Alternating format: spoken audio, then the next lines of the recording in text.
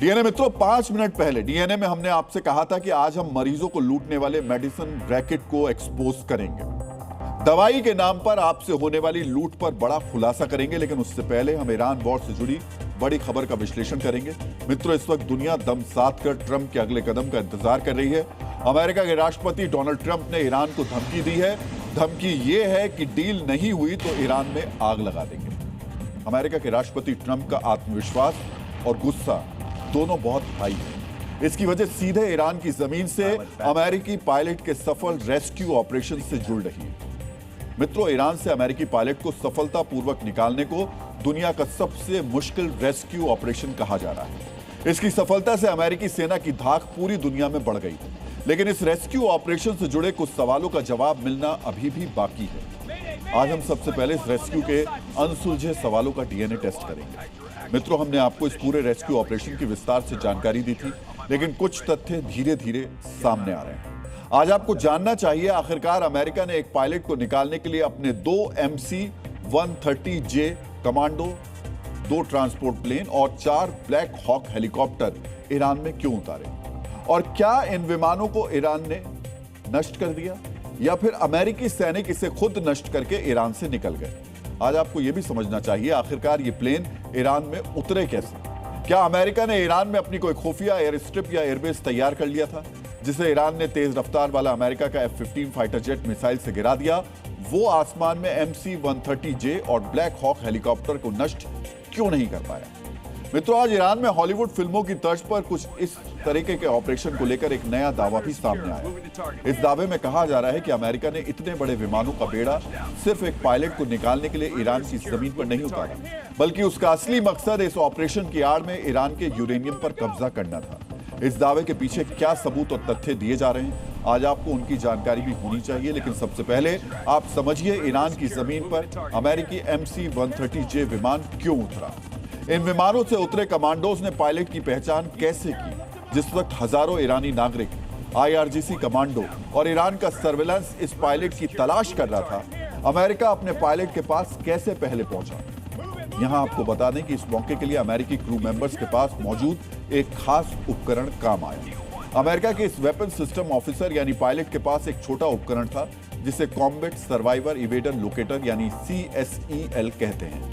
यह पायलट की survival jacket में लगा रहता है, जो प्लेन गिरने पर भी टूटता नहीं है। यह उपकरण GPS से अपनी सही लोकेशन पता करता है, फिर सैटेलाइट को छोटे छोटे गुप्त संदेश भेजता है, जैसे मैं जिंदा हूं, मैं घायल हूं या खतरा पास है। दुश्मन इस मैसेज को इसलिए नहीं पकड़ पाता क्योंकि यह हर सेकंड सिग्नल बदलता रहता है और संदेश बहुत छोटे होते हैं। पायलट के पास मौजूद इसी यंत्र से अमेरिका को उसकी लोकेशन मिलती रही, लेकिन ईरान के लिए पायलट तक पहुंचना मुश्किल रहा।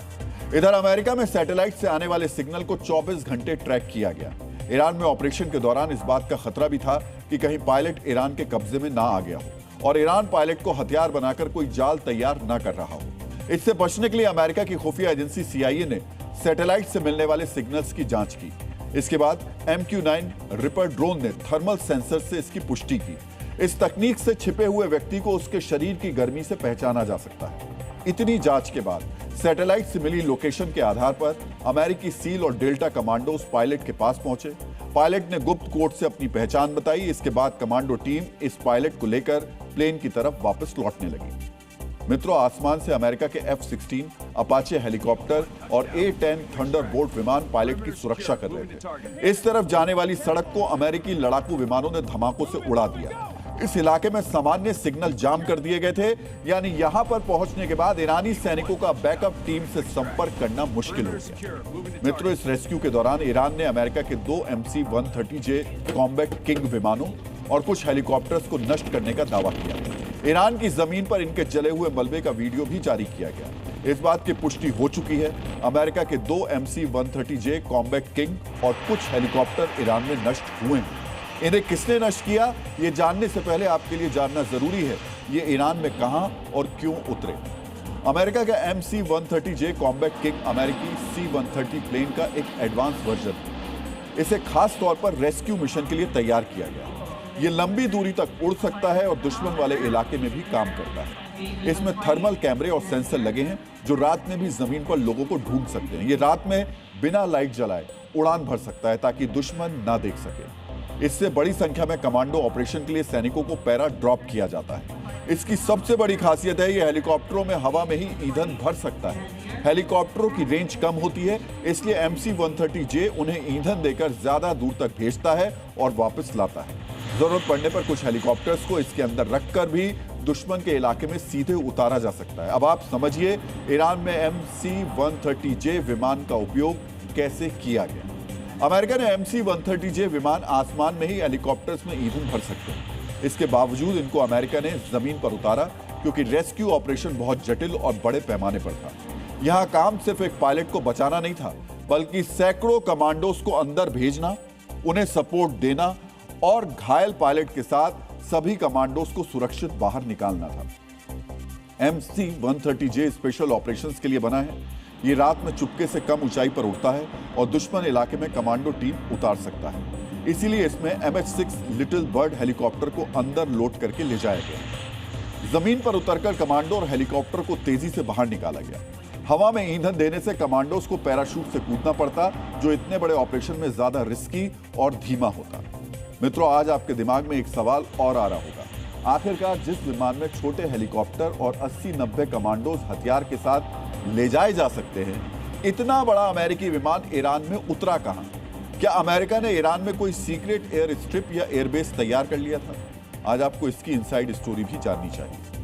मित्रों, अमेरिका ने अपने MC-130J विमान को जहां उतारा, वो इलाका ईरान के इस्फहान प्रांत के दक्षिणी हिस्से में मौजूद है, जहां पर एक एग्रीकल्चर एयर स्ट्रिप मौजूद थी, जहां से किसी जमाने में फसल पर कीटनाशक और उर्वरक छिड़कने वाले छोटे विमान उड़ान भरते थे। ईरान के इस्फहान प्रांत में गेहूं, पिस्ता और फल बड़ी मात्रा में पैदा होते हैं, इसीलिए कई जगहों पर ऐसे छोटे रनवे बनाए गए थे, लेकिन आजकल इसका इस्तेमाल कोई नहीं कर रहा था। अमेरिका ने किसी मुश्किल परिस्थिति या बड़े कमांडो ऑपरेशन के लिए इसे पहले से ही चुनकर रखा हुआ था।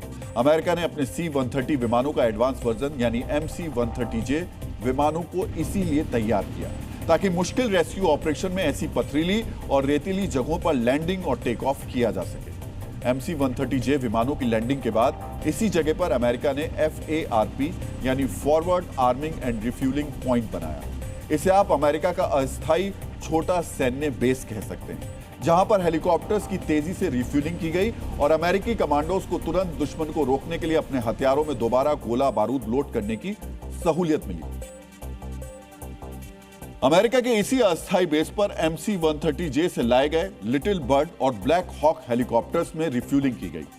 हेलीकॉप्टर्स यहां जमीन पर ईंधन भरते, फिर पहाड़ों में पायलट को तलाश करने जाते। ये विमान हवा में रिफ्यूलिंग कर सकते थे, लेकिन जमीन में बने अस्थायी बेस से ऑपरेशन में तेजी आई और बार बार रिफ्यूलिंग आसान हो गई। जब अमेरिकी सील और डेल्टा कमांडोज ने 7000 फीट ऊंचे पहाड़ पर घायल पायलट को ढूंढ लिया, तो उसे लिटिल बर्ड हेलीकॉप्टर से एयर स्ट्रिप पर लाया गया, जहां MC-130J इंतजार कर रहा था, ताकि पूरा ग्रुप यानी कमांडो और घायल पायलट को एक साथ तेजी से बाहर ले जाया जा सके। लेकिन अमेरिकी कमांडोज का लगभग सफल ऑपरेशन अचानक एक संकट में फंस गया, क्योंकि जो 2 MC-130J एयर स्ट्रिप पर उतरे थे, वो रेत और नरम जमीन में फंस गए। वो उड़ नहीं पा रहे थे। ईरानी फोर्स लगातार पास आ रही थी। हालांकि आसमान से अमेरिका के फाइटर जेट्स और अपाचे अटैक हेलीकॉप्टर उनकी रखवाली कर रहे थे। इनका काम मिसाइल्स और ड्रोन के हमले को नाकाम करना था, लेकिन अगर ईरानी फोर्स इस बेस के पास आ जाती तो रेस्क्यू ऑपरेशन मुश्किल हो जाता। अमेरिका ने तुरंत 3 और विमान ग्राउंड पर भेजे। सारे कमांडोज और घायल पायलट्स को उनसे निकाला गया। अमेरिका का दावा है, फंसे हुए 2 MC-130J और 4 लिटिल बर्ड हेलीकॉप्टर्स को अमेरिका ने खुद ही नष्ट कर दिया, ताकि संवेदनशील टेक्नोलॉजी यानी रडार, कम्युनिकेशन सिस्टम और स्पेशल सॉफ्टवेयर ईरान के हाथ ना लगे। मित्रों, अमेरिका के C-130 विमान के बारे में दुनिया बहुत कुछ जानती है, लेकिन इसके अपडेटेड वर्जन की तकनीक आज भी दुनिया के लिए अनजान है। अमेरिका का दावा है उसने अपने विमानों और हेलीकॉप्टर्स को नष्ट कर दिया, क्योंकि वो नहीं चाहता था कि इसकी तकनीक ईरान को मिले। लेकिन ईरान का दावा है अमेरिका के विमानों को उसके कमांडोज ने नष्ट किया। ईरान ने 2 MC-130J विमानों के अलावा 2 ब्लैक हॉक हेलीकॉप्टर्स, एक A-10 थंडरबोल्ट और 2 MQ-9 रिपर ड्रोन गिराने का दावा भी किया। इस हिसाब से अमेरिका के $400 मिलियन के उपकरण एक पायलट को ईरान से बाहर निकालने में नष्ट हो गए। सबसे बड़ा नुकसान MC-130J विमानों के नष्ट होने से हुआ। ऐसे एक विमान की कीमत लगभग $120 मिलियन है। हालांकि अमेरिका का कहना है वो ऐसे और विमान बना सकता है, लेकिन अगर पायलट ईरान के हाथ लग जाता तो अमेरिका के लिए स्थिति ज्यादा शर्मनाक होती और ईरान को मोलभाव करने का मौका मिल जाता। लेकिन ईरान से अपने पायलट का रेस्क्यू करके अमेरिका ने साबित कर दिया कि उनके पास तकनीकी रूप से सक्षम सबसे मजबूत सेना है। ये सेना ईरान के किसी भी कोने में घुसकर ऑपरेशन कर सकती है, जिसे चाहे उसे मार सकती है और जिसे चाहे उसे बचाकर ले जा सकती है। मित्रों, ईरान और अमेरिका इस ऑपरेशन को लेकर जो दावा कर रहे हैं, इससे बिल्कुल अलग दावा भी आज सामने आया। इस नए दावे के मुताबिक ईरान में पायलट का रेस्क्यू सिर्फ कवर स्टोरी थी। अमेरिका का असली मकसद ईरान का संवर्धित यूरेनियम हासिल करना था। यह दावा अमेरिका की खुफिया एजेंसी CIA और काउंटर टेररिज्म ऑफिस के पूर्व अधिकारी लैरी सी जॉनसन ने किया, जिनके मुताबिक अमेरिका इस ऑपरेशन की जो कहानी बता रहा है वो झूठ है।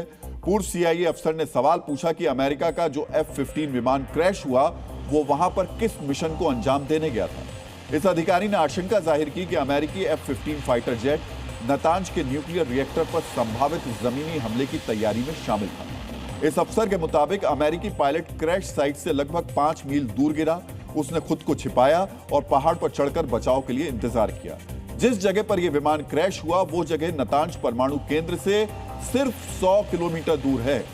पूर्व CIA अधिकारी ने दावा किया यह ऑपरेशन नतांज न्यूक्लियर साइट पर बड़े हमले की तैयारी का हिस्सा था, यानी अमेरिका MC-130J विमानों, हेलीकॉप्टर्स और कमांडोज को पहले ही ईरान में उतारता था। अगर F-15 क्रैश नहीं होता तो अमेरिकी सैनिक पहले ही जमीन पर पहुंच गए होते, लेकिन अब शायद ये प्लान डिले हो गया। मित्रों, इस आशंका के बाद ईरान ने भी माना है कि अमेरिकी पायलट को बचाने का ऑपरेशन संवर्धित यूरेनियम चोरी करने की कोशिश हो सकती है।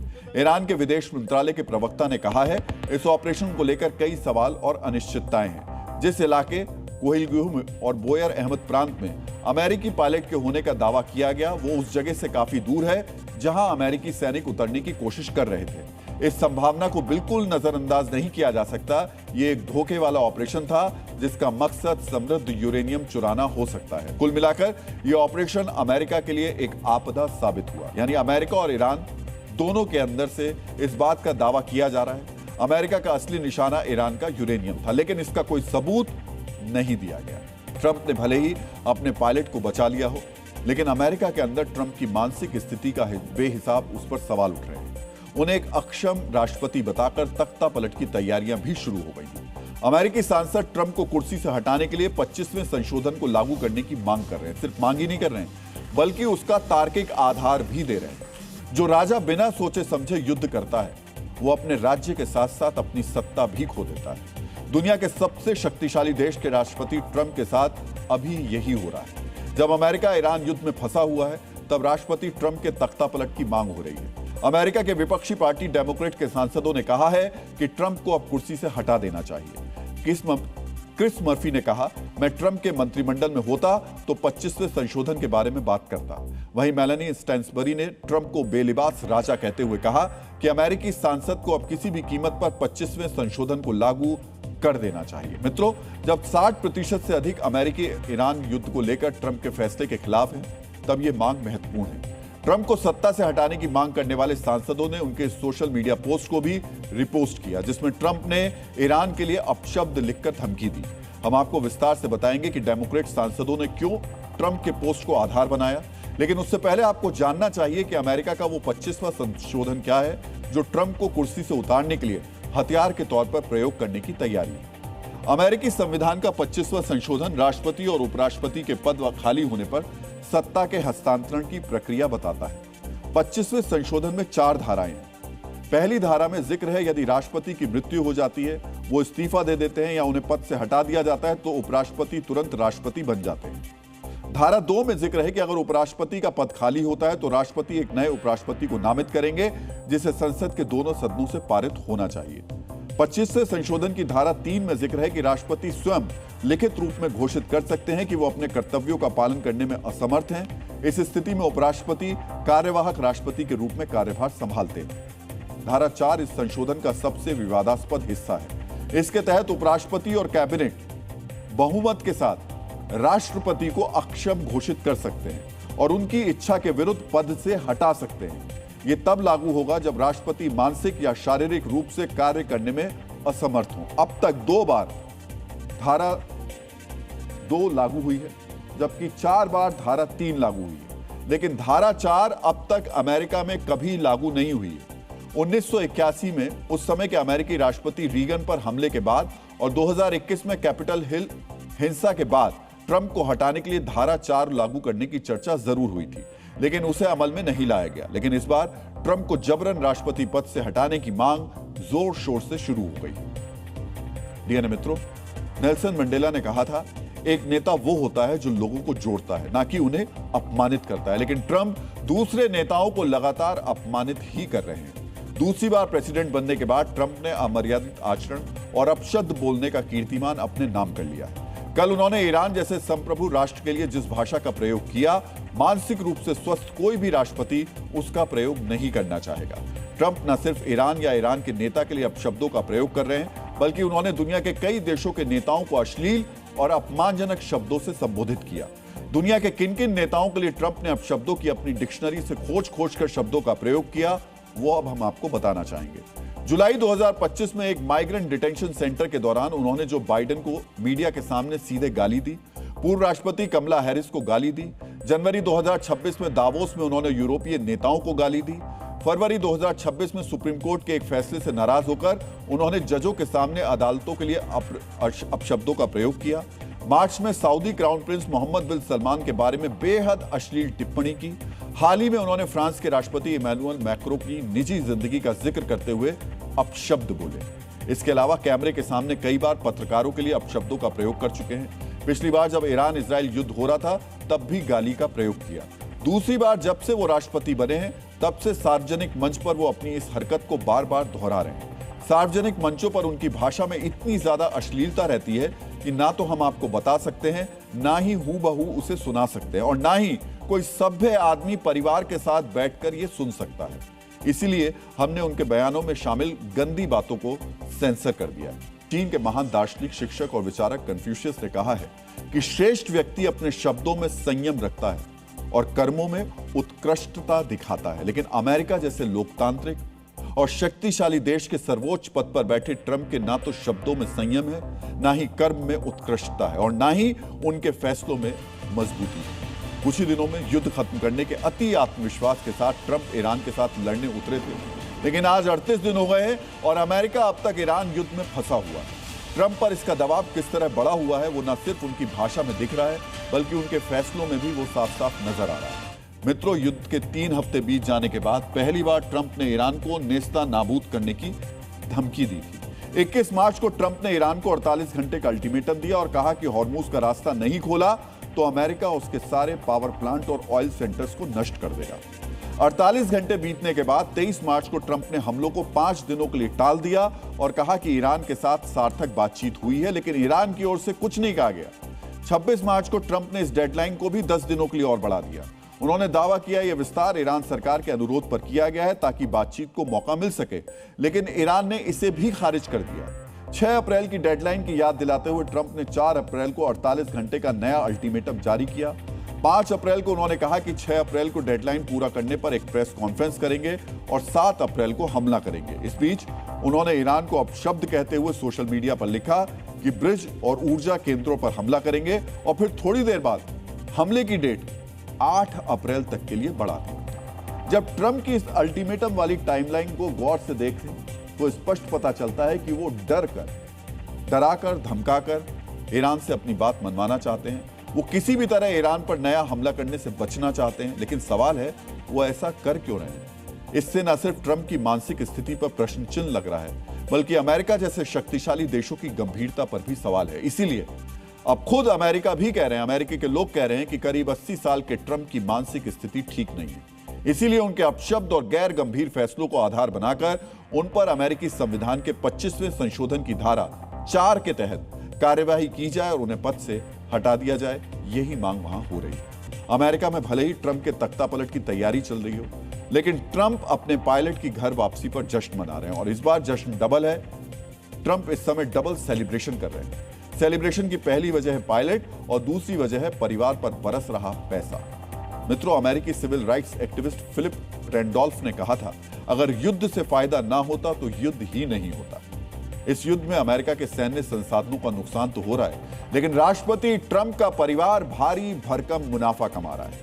युद्ध के जरिए ट्रंप की मुनाफाखोरी का एक चैप्टर हम डीएनए में आपको पहले ही दिखा चुके हैं, लेकिन आज आपको बैटल के बीच बिजनेस का दूसरा चैप्टर बहुत ध्यान से देखना चाहिए। एक तरफ ट्रंप ईरान से युद्ध कर रहे हैं, वहीं दूसरी तरफ उन्होंने अपने 2 बेटों को बैटल वाले बिजनेस की मुनाफा वसूली में लगा दिया है। एक रिपोर्ट में खुलासा हुआ है कि ट्रंप के बेटे एरिक ट्रंप और डोनाल्ड ट्रंप जूनियर जंग की आड़ में मिडिल ईस्ट में ड्रोन और एंटी ड्रोन सिस्टम बेच रहे हैं। ट्रंप के बेटे एरिक ट्रंप और ट्रंप जूनियर फरवरी के अंत में पावरस नाम की एक कंपनी में सलाहकार के तौर पर जुड़े, यानी जब ईरान युद्ध शुरू हुआ ठीक उसी वक्त पावरस कंपनी ड्रोन और एंटी ड्रोन सिस्टम बनाने में माहिर है। युद्ध के बीच इस कंपनी ने अबू धाबी से एंटी ड्रोन सिस्टम की डील की ताकि वो ईरान के ड्रोन हमलों से बच सके। इसके अलावा पावरस हर उस देश को एंटी ड्रोन सिस्टम बेचने का ऑफर दे चुका है जहां जहां ईरान ने ड्रोन हमले किए हैं। यह कोई इत्तेफाक नहीं हो सकता कि जिस वक्त ईरान पड़ोसी देशों पर ड्रोन स्ट्राइक कर रहा हो, उसी वक्त ट्रंप के 2 बेटों की कंपनी उन देशों को ड्रोन बेच रही है। मित्रों, इस इत्तेफाक की पूरी टाइमलाइन अब आपको समझनी चाहिए। 2025 में पावरस की स्थापना की गई। इसी साल जून के महीने में ट्रंप ने ईरान पर हमले किए। इसके बाद पूरे मिडिल ईस्ट में टेंशन बढ़ी। मिडिल ईस्ट के लगभग हर देश ने एंटी ड्रोन सिस्टम पर खर्च करना शुरू किया। इसके बाद फरवरी 2026 में ट्रंप के 2 बेटों ने पावरस में निवेश किया और ठीक इसी वक्त ट्रंप ने ईरान पर हमला कर दिया। ईरान ने हमले के जवाब में मिडिल ईस्ट में अमेरिकी बेस पर हमले किए, हर उस देश पर ड्रोन स्ट्राइक की जहां जहां अमेरिकी बेस है। मार्केट में एंटी ड्रोन सिस्टम की मांग बढ़ी और इस मांग को पूरा करने के लिए ट्रंप के बेटे आगे आ गए। मित्रों, युद्ध से मुनाफाखोरी का मॉडल यहीं तक सीमित नहीं है। ट्रंप का परिवार युद्ध के नाम पर सिर्फ मिडिल ईस्ट को ही नहीं लूट रहा है, बल्कि उसकी नजर अमेरिकी खजाने पर भी है। द गार्जियन की रिपोर्ट के मुताबिक पावरस की नजर पेंटागन द्वारा ड्रोन निर्माण के लिए रखे गए 1.1 अरब डॉलर यानी 10,000 करोड़ के फंड पर है। यह फंड अमेरिका में ड्रोन निर्माण को बढ़ाने के लिए रखा गया, यानी इस युद्ध की आड़ में ट्रंप अपनी जेब कितनी भर सकते हैं, यह आप समझ सकते हैं। जहां से पैसा कमाया जा सकता है, कमा रहे हैं। मित्रों, ट्रंप के फैसलों और उनके बयानों को देखकर लोग उन्हें सनकी, कंफ्यूज और ना जाने क्या क्या कह रहे हैं, लेकिन ट्रंप युद्ध में सबका ध्यान भटकाकर, युद्ध को लंबा खींचकर मुनाफा कमाने में लगे हुए। एक तरफ तो ट्रंप अपना मुनाफा सेलिब्रेट कर रहे हैं, तो वहीं दूसरी तरफ दुनिया पर मंदी का संकट मंडरा रहा है। जो Trump make America great again का नारा देते हैं, उनकी वजह से अमेरिका पर भी मंदी की तलवार लटक रही है। खुद मुनाफा कमाकर कैसे ट्रंप ने दुनिया भर में संकट पैदा कर दिया, अब हम इसका विश्लेषण करने वाले हैं। डीएनए मित्रों, युद्ध की वजह से दुनिया का सबसे बड़ा तेल का रूट बाधित है। हॉर्मुज स्ट्रेट के बंद होने की वजह से वैश्विक तेल आपूर्ति में करीब 10% की गिरावट आ गई है। कच्चा तेल करीब $110 प्रति बैरल तक पहुंच गया है। युद्ध की वजह से दुनिया सिर्फ ऊंची तेल कीमतों का सामना नहीं कर रही, बल्कि एक वास्तविक ऊर्जा संकट की तरफ बढ़ रही है। यह संकट कितना बड़ा है, उसे अब आसान भाषा में समझिए। डीजल की कीमत बढ़ने की वजह से खाने की वस्तुएं महंगी हो गई हैं। अगर युद्ध लंबा चला तो डीजल का संकट और बढ़ेगा। इससे खाद्य संकट यानी खाने के सामानों का संकट भी पैदा होगा। ब्रिटेन में जेट फ्यूल यानी प्लेन्स में इस्तेमाल होने वाला तेल लगभग खत्म हो गया है। ब्रिटेन में जेट फ्यूल का आखिरी कंटेनर पहुंच रहा है। इसके बाद कोई कंटेनर नहीं आने वाला। अगर ब्रिटेन को कोई बाहरी मदद नहीं मिली तो सारे प्लेन्स रनवे पर ही खड़े रहेंगे। इस संकट का अमेरिका पर डायरेक्ट असर भी पड़ रहा है। जिन देशों को महंगा तेल खरीदना पड़ रहा है, उन्हें इसके लिए डॉलर चाहिए और डॉलर के लिए दुनिया के कई देश अपना अमेरिकी बॉन्ड बेच रहे हैं। मित्रों, अगर दुनिया भर में अमेरिकी बॉन्ड बड़े पैमाने पर बेचे जाते हैं तो अमेरिका पर इसके विनाशकारी आर्थिक परिणाम होंगे। अमेरिकी बॉन्ड की कीमत गिरेगी, डॉलर के मूल्य में गिरावट आएगी और ऐसी स्थिति में अमेरिका में मंदी आना तय है। मित्रों, अब हम दवा की कंपनी की एमआरपी वाली लूट पर बड़ा खुलासा करेंगे। हमने डीएनए में प्राइवेट स्कूलों की मुनाफाखोरी के खिलाफ अभियान चलाया था। हमारे अभियान के बाद देश के कई राज्यों में प्राइवेट स्कूलों की मनमानी के खिलाफ एक्शन हुआ। मित्रों, पढ़ाई के बाद अब हम दवाई का मुद्दा उठा रहे हैं। आज हम उन मुनाफाखोरों के खिलाफ अभियान की शुरुआत कर रहे हैं जो जीवन रक्षक दवाओं को भी लालच का शिकार बना रहे हैं। मित्रों, यह देश के हर परिवार, हर आदमी से जुड़ा मुद्दा है, इसलिए अगले 15 मिनट आप हमारा विश्लेषण बहुत ध्यान से देखिए, समझिए और अपनी राय हमें जरूर देते रहिए। हमारा हैशटैग है #मेडिसिनलूट। प्रसिद्ध विद्वान कार्ल मार्क्स ने कहा था, पूंजी का स्वभाव ही मुनाफाखोरी है, चाहे उसके लिए समाज को कितना भी नुकसान क्यों ना हो। मार्क्स के ये शब्द अब आपको आगे समझ में आएंगे। दवाई देश के हर परिवार की जरूरत है। चाहे मामूली सर्दी जुकाम हो या गंभीर बीमारी, हर देशवासी को दवाओं की जरूरत पड़ती है। मित्रों, आम आदमी को अक्सर आपने ये कहते हुए सुना होगा कि आजकल इलाज बहुत महंगा हो गया है। इलाज महंगा नहीं हुआ है, इसे महंगा बनाया गया है। इसे महंगा बनाया है उन लालची मुनाफाखोरों ने जो आपकी हमारी तरह आम भारतवासियों के दुख दर्द को अपने लाभ का मौका उनको बनाने का मौका मिल रहा है। इस नेटवर्क को आज हमने नाम दिया है दवा डॉन मंडली। यह नेटवर्क बिल्कुल माफिया डॉन की तरह वसूली करता है। मित्रों, मेरी बाईं तरफ आप दवाइयों का बिल देख रहे हैं। हमारी टीम ने दिल्ली में दवाओं की होलसेल मार्केट से ये दवाइयां खरीदी। हमने सिपकॉल टैबलेट के 2 पत्ते, निफ्लॉक्स का 1 पत्ता, निसिप प्लस टैबलेट के 2 पत्ते, ओकामेट के 2 पत्ते, पेंटोसेक के 5 पत्ते, पेंटोसेक डीएसआर के 2 पत्ते और रेक्सॉफ सिरप को खरीदा। और देखिए, मेरे पास वो दवाइयां भी हैं और उसके साथ साथ ये बिल भी है। अब ये बिल आप देख रहे हैं, ये जो मैंने आपको बताया था, इसमें सिपकल जो है 500 mg टैबलेट है, इसको हमने खरीदा और हमें मिला ये 23 रुपए में। ठीक है, लेकिन अब जो गौर करने वाली बात है वो ये है कि इस पे जो एमआरपी है इसकी पत्ते पे वो लिखी हुई थी 104 रुपए, हमें मिला ये 23 रुपए में, एमआरपी लिखी है 104 रुपए में। यानी अब इसका खेल समझिए, बेचने वाला चाहे तो इसको 104 रुपए तक बेच सकता है। कीमत है इसकी कायदे से 23 रुपए, लेकिन अगर वो चाहे तो 104 में अगर बेचेगा तो इसका मतलब 3 गुना ज्यादा मुनाफा कमा सकता है। तो ये कुल 7 दवाइयां हैं हमारे पर्चे में। इसके अलावा निफ्लॉक्स है, निफ्लॉक्स की भी आप कीमत देखिए 28 रुपए 57 पैसे, एमआरपी 132 रुपए। निसिप प्लस की 18 रुपए 50 पैसे, 65 रुपए एमआरपी। ओकोमेट 500 की कीमत 14 रुपए 60 पैसे है, लेकिन एमआरपी है इसकी 28 रुपए की। पेंटोसेक 440 mg की जो कीमत है वो 19 रुपए है और इसकी कीमत है,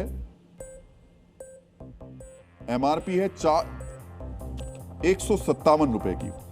और पेंटोसेक डीएसआर की इसकी जो कीमत है वो 42 रुपए है और इसकी जो एमआरपी है वो 156 रुपए की। कुल 7 दवाइयां हैं। ये दवाइयां हमने खरीदी, आपको हम दिखाएंगे भी आगे, बिल कुछ और भी हैं। अब इनकी कीमत आप देखिए। दवाओं की कीमत है 361 रुपए 46 पैसे। इस पर दिल्ली और केंद्र सरकार का जीएसटी लगा 18 रुपए 6 पैसे और हमें ये दवाई मिली, जो टोटल बिल है हमारा वो आया निकल करके 380 रुपए का। मित्रों, आपकी सुविधा के लिए मैं इस पर्चे को आपको फिर से अपने बिग वॉल पर दिखा देता हूं ताकि आप ठीक ढंग से समझ सकें। और आज इसको बहुत इत्मीनान से देखिएगा, समझिएगा किस तरीके से आपको लूटा जाता है। ये वो 7 दवाइयां हैं जो हमने खरीदी थी। ये मैंने आपको बता दिया जो इसके रेट थे जो हमें मिले, कैसे 23 रुपए, 28 रुपए, 18 रुपए, 14 रुपए, 19 रुपए, 42, 38, ये हमें रेट मिले। लेकिन एमआरपी कितनी है? 104, 152, 65, 28, 157, 156, 132। तो कुल मिलाकर के 380 रुपए हमको इस शेयर में, इस पूरे दवाइयों में हमें शेयर करना पड़ा, देना पड़ा। और इसमें जीएसटी भी शामिल।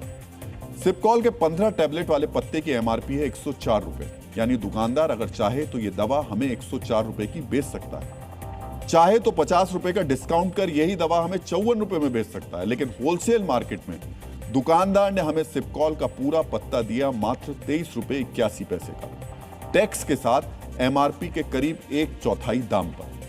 समझिए 100 रुपए की दवा में 75 रुपए का मुनाफा है। मित्रों सोचिए, 23 रुपए में हमें जो 15 टैबलेट का पत्ता मिला उसमें भी होलसेलर का मुनाफा होगा। सिप्ला यानी जिस कंपनी ने दवा बनाई है उसका मुनाफा भी इसमें है। और ये पत्ता मेरे पास मौजूद है, आप सोचिए, एमआरपी 104 रुपए लिखी हुई है इसके ऊपर और हमें मिला कितने में? 23 रुपए में। सवाल यह है कि आखिर सिप्ला ने दवा के पैकेट पर 104 रुपए एमआरपी क्यों लिखी है? क्या यह आपकी हमारी कमाई पर डकैती नहीं है? क्यों नहीं दवाई के पैकेट पर उतनी कीमत लिखी जाती जितने में से बेचा जाना है? इस सवाल पर हम आगे चर्चा करेंगे, लेकिन पहले आप देखिए कैसे आपकी हमारी जेब काटी जाती है। दवाइयों की यही लिस्ट लेकर हम एक केमिस्ट शॉप पर गए। वहां क्या हुआ पहले ये देखिए। ये वाली मेडिसिन मिले सनी, ये देना। ये थोड़ा डिफरेंस क्यों? कहाँ से लिए थे? यही दिल्ली से लिया। कितना है टोटल? 424.56 और विद टैक्सेस लिए हो। नहीं, ये तो हमारा बचा है। इतना डिफरेंस, इतना महंगा, कोई खास रीजन है इसका? कितने मंगा लिए? क्या नहीं करा दिया, पता नहीं इसके बारे में। वो तो होलसेल पे दे रहे हैं, मतलब रिटेल पे दे रहे हैं वो। बिल है मेरे पास, तो इतना डिफरेंस, ह्यूज डिफरेंस दिखा देते हैं हम आपको। देखिए, नहीं, आप बोल रहे हैं तो थोड़ी बोल बिल है हमारे पास, 180 नहीं देखिए, हर एक दवाई का बिल है। ये 2 पत्ता लिया हूँ मैं इसके, अच्छा 50 रुपए के हैं। देखिए 40। किसी नाम से दिया है? सेम नाम है, सेम ही प्रोडक्ट है, इतना डिफरेंस मानते हो ना? बिल्कुल। मित्रों, सिपकॉल के 15 टैबलेट का एक पत्ता हमें होलसेल मार्केट में 23 रुपए का मिला। एक टैबलेट की कीमत करीब ₹1.67 की थी, लेकिन करीब 44 किलोमीटर दूर यही सिप्ला की सिपकॉल टैबलेट का एक पत्ता हमें मिला 104 रुपए का। अब ये बिल मेरे हाथ में है और इसलिए मैं लेकर गया। और अब आप सोचिए, यही लूट है। जो दवाई हमें एक होलसेलर के पास में 23 रुपए में मिली, वो दवाई जब 44 किलोमीटर हम आगे जाते हैं तो कितने की मिलती है? 104 रुपए की। यानी महज 44 किलोमीटर की दूरी में सिपकॉल की एक टैबलेट ₹1.67 से ₹6.93 की हो गई। यानी 44 किलोमीटर की दूरी में सिपकॉल की एक टैबलेट का दाम 415% तक बढ़ गया। मित्रों, प्रसिद्ध विद्वान बेंजामिन फ्रैंकलिन ने कहा है, लालच इंसान को कभी संतुष्ट नहीं होने देता, चाहे उसके पास कितना भी हो।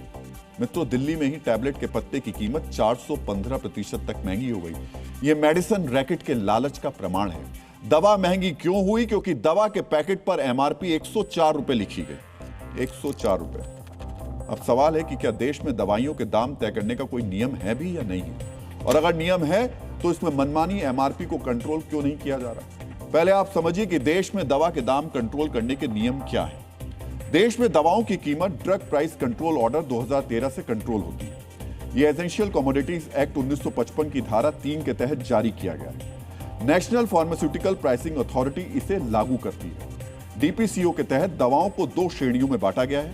पहली श्रेणी है शेड्यूल्ड यानी जीवन रक्षक दवाओं की। कैंसर, दिल की बीमारी, आंखों की बीमारी सहित 27 बीमारियों की दवाओं को जीवन रक्षक दवाओं की श्रेणी में रखा गया है। टोटल 27 है। और दूसरी श्रेणी है नॉन शेड्यूल्ड यानी वो दवाएं जो जीवन रक्षक दवाओं की श्रेणी से बाहर हैं। शेड्यूल्ड यानी जीवन रक्षक दवाओं की श्रेणी में 384 दवाएं हैं। इनके 1000 से ज्यादा फॉर्मुलेशंस हैं। दवा बाजार में जीवन रक्षक दवाओं की हिस्सेदारी महज 18% है, जबकि दवाओं के बाजार में 82% हिस्से पर नॉन शेड्यूल्ड दवाओं का कब्जा है। इन दवाओं की एमआरपी फिक्स नहीं होती। ज्यादातर लोगों को इन्हीं दवाओं की जरूरत पड़ती है। मित्रों, अब आपको यह भी बताते हैं कि शेड्यूल्ड यानी जीवन रक्षक दवाओं के दाम तय करने का फॉर्मूला है क्या। शेड्यूल्ड दवाओं में होलसेलर को 8% और रिटेलर को 16% का प्रॉफिट मार्जिन मिलता है। यानी अगर आप 100 रुपए की दवा खरीदते हैं तो उसमें से होलसेलर को 8 रुपए और रिटेलर को 16 रुपए का मुनाफा होगा। यानी दवा के दाम का करीब 1/4 हिस्सा मुनाफा के लिए होगा। नॉन शेड्यूल्ड दवाओं की बात करें तो इसमें एमआरपी तय करने का कोई फॉर्मूला नहीं है। हाँ, दवा निर्माता को हर साल 10% दाम बढ़ाने की अनुमति होती है, लेकिन शुरुआती एमआरपी दवा निर्माता खुद तय करते हैं। यहीं से दवाओं की मनमानी कीमत पर बेचने का खेल शुरू हो जाता है। मित्रों, यही वो चोर दरवाजा है जिस रास्ते से आपकी हमारी जेब पर कैंची चलाई जा रही है। हम चोर दरवाजे के कारण सिपकॉल की 15 टैबलेट का एक पत्ता कहीं टैक्स के साथ 23 रुपए में मिल रहा है और कहीं यही पत्ता 104 रुपए में बिक रहा है। मित्रों, आज जी मीडिया की टीम एक और दवा दुकान पर गई। हमें उम्मीद थी यहां दवा उचित कीमत पर मिलेगी, लेकिन यहां भी दवाएं हमें एमआरपी पर ही मिली। हमने दुकानदार को बताया कि यही दवा हमें 1/4 कीमत पर मिली है। पहले सुनिए उन्होंने क्या कहा। सर, इसमें इतना डिफरेंस क्यों है रेट में? यहाँ दिल्ली में भैया हम तो हमारे को मिल जाता है तो हमारा कॉन्फिडेंस नहीं अलाउ करता है यार। ठीक हमने ठीक ठाक है, बस बहुत है। मित्रों, प्रसिद्ध रूसी लेखक और विद्वान लियो टॉलस्टॉय ने कहा है कि मनुष्य की असली समस्या यह नहीं है कि उसके पास कम है, बल्कि यह है कि वो और अधिक चाहता है। अधिक की चाह में आम आदमी को लूटा जा रहा है। मित्रों, सिप्ला कंपनी के सिपकॉल का जो पत्ता हमें होलसेल की दुकान पर टैक्स के साथ 25 रुपए का मिला था, वो इस दवा की दुकान पर, अब जो मेरे हाथ में तीसरा पत्ता है, तीसरा ये जो बिल है उसमें ये तीसरे नंबर पे ये पत्ता सिपकॉल का लिखा हुआ है, कितना जाके मिला? 98 रुपए का। MRP 104 रुपए। दुकानदार ने दरियादिली दिखाते हुए 6 रुपए का भारी भरकम डिस्काउंट हमको दे दिया। सोचिए, उसके हाथ में है, वो चाहे तो आपको 23 रुपए का दे, चाहे तो 104 का दे, चाहे तो 98 का दे। थोड़ा बहुत अपना मुनाफा जितना कमाना चाहे उतना कमाए। अगर कोई आम आदमी दवा खरीदने जाएगा तो वो सोचेगा कि मेडिकल शॉप वाले भैया कितने उदार हैं, 6 रुपए का डिस्काउंट दे दिया। लेकिन असल में भैया ने 73 रुपए का मोटा मुनाफा कमाया। मालवीय नगर में इन साहब की दुकान है जिनसे हमने लिया। दरियादिली उन्होंने दिखाई। सोच रहे होंगे कि देखो 6 रुपए मैंने इनको किए, लेकिन मैं अब आपको नाम के साथ में दिखा रहा हूं कैसे उन्होंने इसमें भी पैसा कमाया। और ये बिल देख लीजिए आप,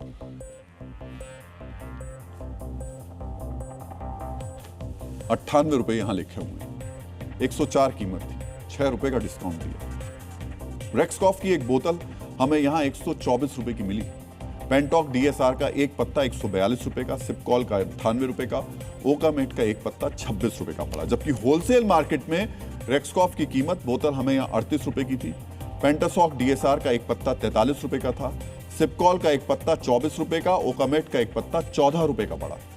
यानी हर दवा हमें करीब 2 गुने से 4 गुनी कीमत में मिली। सवाल यह है, जब सरकार ने कानून बनाया है, दवाइयों के दाम कंट्रोल करने के नियम हैं, फिर आम आदमी से खुली लूट क्यों और कैसे हो रही है, इसे समझना बहुत जरूरी है।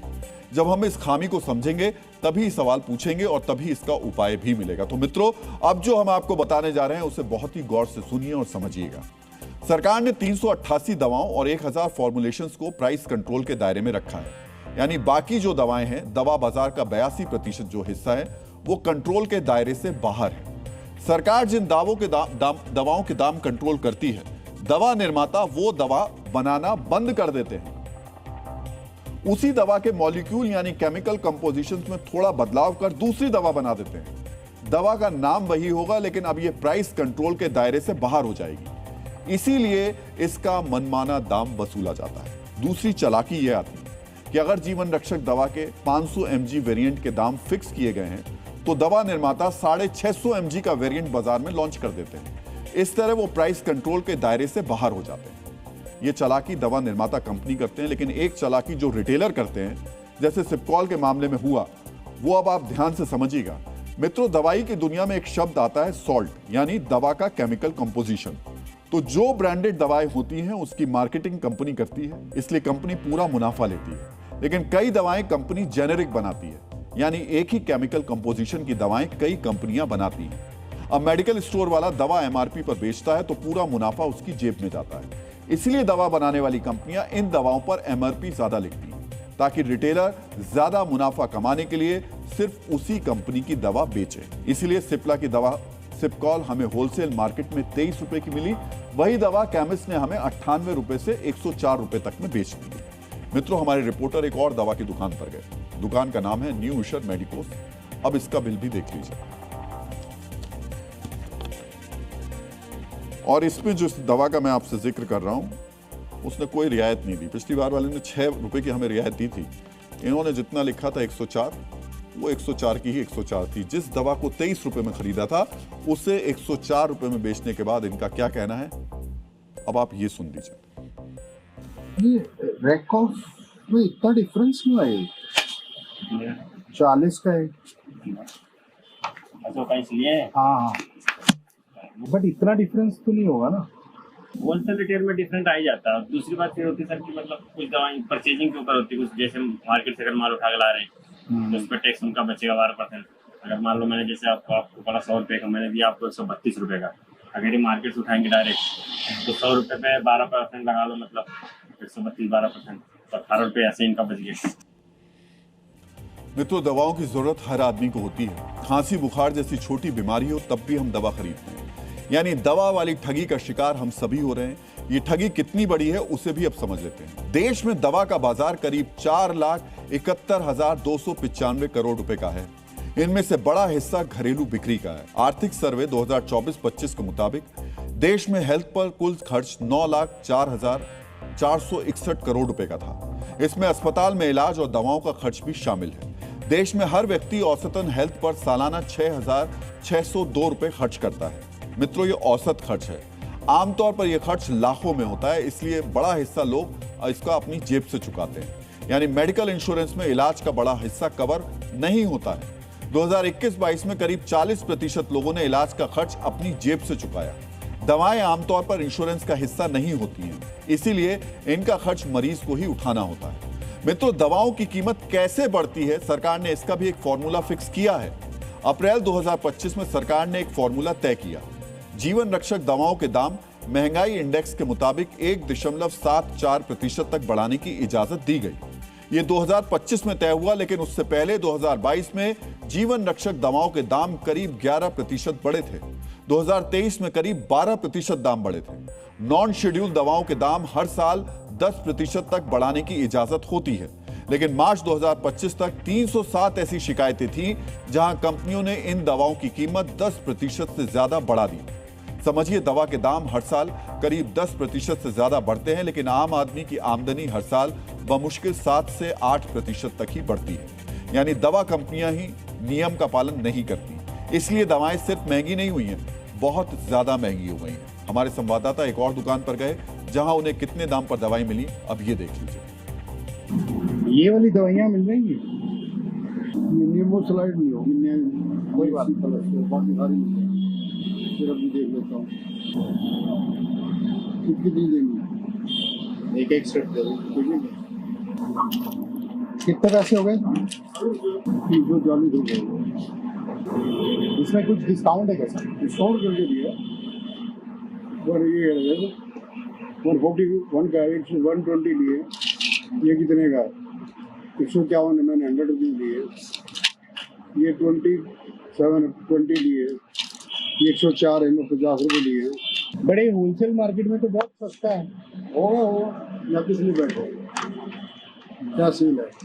100% दवाई अंदर से मिल रही है, गवर्नमेंट 100% है, दवाई अंदर से मिल रही है। क्या करें? लेकिन इतना डिफरेंस कैसे हो सकता है? वही तो मैं बोल रहा हूँ। डीएनए मित्रों, हमने आपको उन दुकानों का रेट चार्ट दिखाया था जहां आमतौर पर लोग दवाई खरीदने जाते हैं, लेकिन आपको यह पता होना चाहिए कि आपके पास एक और ऑप्शन भी है। उन जन औषधि केंद्र जहां आम आदमी को ऐसी लूट से बचाने के लिए प्रधानमंत्री भारतीय जन औषधि केंद्र खोले गए हैं, जहां जेनरिक दवाएं बेची जाती हैं। ब्रांडेड दवाओं की तुलना में 50 से 90% कम कीमतों पर दवाएं यहां पर उपलब्ध होती हैं। आपको देखना चाहिए कि जो दवा होलसेल में 23 रुपए की थी, रिटेल मार्केट में जिसे 104 रुपए में बेचा जा रहा था, वो हमें जन औषधि केंद्र में कितने में मिली। तो अब मेरे पास ये जो बिल है वो जन औषधि केंद्र का है। वही 125 mg की ये जो कैल्शियम कार्बोनेट के जो 1250 mg की ये जो कैल्शियम कार्बोनेट की जो विटामिन D3, मैग्नीशियम ऑक्साइड, ये तमाम गोली हैं, ये हमें मिली 13 रुपये 41 पैसे में। अब आप समझिए, होलसेल रेट में जो हमें मिली वो 23 रुपये में मिली और जन औषधि केंद्र पे हमें ये 13 रुपये में मिली, यानी होलसेल से भी कम दाम पर। कैल्शियम कार्बोनेट की गोली का एक पत्ता आम दुकान में 104 रुपये का मिल रहा है। इसी दवाई का पत्ता सरकारी दवा की दुकान यानी जन औषधि केंद्र में 14 रुपये से भी कम पर मिल रहा है। तो आप ये टैबलेट भी मैं आपको दिखा देता हूँ। इस टैबलेट को जो मैं आपको दिखा रहा था बार बार, जो हम दो रिटेलर से होलसेलर तक गए थे और वहाँ जाकर के आपको दिखाया था, किसी ने ये दवाई हमें 23 रुपये की दी होलसेलर ने, किसी ने हम पे रियायत दिखाई 98 रुपये की दी, किसी ने 104 रुपये की दी जो MRP छपी हुई है MRP पे। और फिर हम जन औषधि प्रधानमंत्री जन औषधि केंद्र गए, वहाँ पर यही दवाई हमको 14 रुपये से भी कम कीमत पर मिली। जानते हैं जन औषधि केंद्र पर दवाएं वाजिब कीमत पर क्यों मिलती हैं? क्योंकि यहाँ दवाओं के दाम तय करने का एक नियम है। यहाँ बिकने वाली दवाएं सॉल्ट की टॉप 3 ब्रांडेड दवा से औसतन 50% कम होती हैं। कुछ मामलों में जन औषधि केंद्र की दवाएं 90% तक कम होती हैं। एक रिसर्च के मुताबिक ब्रांडेड दवाओं की कीमत जन औषधि केंद्र पर बिकने वाली दवाओं से करीब 250% से भी ज्यादा रहती है। इसलिए बाजार में जो दवा 104 रुपए की मिल रही है, जो दवा होलसेल में 25 रुपए की मिल रही है, वही दवा जन औषधि केंद्र पर हमें 14 रुपए से भी कम में मिली। इसलिए दवाओं के कारोबार से जुड़े लोग कह रहे हैं कि आम आदमी के हित में जेनरिक दवाओं को बढ़ावा देना चाहिए। प्रधानमंत्री जन औषधि केंद्र की जेनरिक मेडिसिन है, इसके अंदर उन्होंने क्या करा है, अगर 3 रुपए की कोई चीज है तो उसमें 25% और 30% से मार्जिन ज्यादा नहीं रखा है, तो उसमें उपभोक्ता को कम से कम रेट पड़ते हैं। प्रधानमंत्री जन औषधि केंद्र की जेनरिक मेडिसिन के अंदर गवर्नमेंट ने प्राइस बैरियर लगाया है। ऐसा ही मेरा सजेशन है कि अगर मल्टीनेशनल कंपनीज की जेनरिक मेडिसिन है उनको भी इस तरह से इस प्राइस बैरियर में लाना चाहिए। ब्रांड की दवाई ये ट्रेडर जेनरिक की 100 मिल रही है 100 रुपये में, तो वो 12 या 15 रुपये में मिल रही है। आज पेशेंट के पास पैन इंडिया में ये ऑप्शन है कि अगर उसको ब्रांडेड लेना है तो वो 100 रुपये वाली ले ले, नहीं लेना है तो इमीडिएटली वो जन औषधि स्टोर में जा कर के ले सकता है जो 10 रुपये में। ऐसा हो कि हर रिटेल शॉप को जन औषधि की दवाएं, लो एमआरपी की दवाएं रखना अनिवार्य हो, उनके लिए एक स्पेसिफिक खाने हों उनकी दुकान के। मित्रों, व्हाट्सएप पर और सोशल मीडिया पर #मेडिसिन लूट पर हमें हजारों मैसेजेस इस वक्त मिल रहे हैं। लोग व्हाट्सएप संदेश हमको भेज रहे हैं। अपने कुछ डीएनए मित्रों के संदेश मैं आपको ज़रूर पढ़ करके सुना देता हूँ। सनी कुमार हैं, ये कह रहे हैं, डियर सर, हम ये कहना चाहते हैं कि मार्केट में जो भी जेनरिक दवाएं उपलब्ध हैं उसका रेट एथिकल से भी ज़्यादा होता है और पेशेंट को लूटा जाता है। एक और हमारे डीएनए मित्र हैं, इनका नाम है आलोक, कह रहे हैं #मेडिसिन लूट, दवा कंपनियों द्वारा एमआरपी के नाम पर जो खुली लूट हो रही है वो अब बर्दाश्त के बाहर है। मरीजों की मजबूरी का फायदा उठाकर मनमानी कीमतें वसूली जा रही हैं। एक और डीएनए मित्र हैं, मैं उनका भी आपको मैसेज पढ़ के बता देता हूँ। इनका नाम है प्रीति और ये लिख रही हैं, मेडिकल स्टोर वाला प्रिंट रेट पर दवा देते हैं, सरकार को उसका प्रिंट रेट कम करवाना चाहिए। वही बात हम कह रहे हैं कि एमआरपी पे जो इनका मन होता है वो लिख करके ये देते हैं और उसके बाद आपके सामने डिस्काउंट वाला नाटक भी करते हैं और कहते हैं देखिए आपके लिए हमने 5% डिस्काउंट कर दिया, 10% डिस्काउंट कर दिया। कमा कितना रहे होते हैं उसके ऊपर 40, 50, 60% तक का। एक और डीएनए मित्र हैं सचिन मालवीय, वो कह रहे हैं कि सरकार को इस पर नियंत्रण करना चाहिए। और डीएनए में हम लोगों ने देखा कि दवा का काला धंधा, आम लोगों को जिंदगी से खेलते गरीब लोग जो हैं उनकी सस्ती दवा महंगे में बेचना एक बहुत बड़ा स्कैम। मित्रों, दवा के नाम पर 2 तरीके की मुनाफाखोरी हो रही है। मरीज 2 तरह से मर रहे हैं। मुनाफाखोरी यानी ज्यादा कीमत पर दवा बेची जा रही है, ऐसे में आम आदमी दवा खरीद नहीं पाता है। दूसरी तरफ नकली दवाएं बेची जा रही हैं।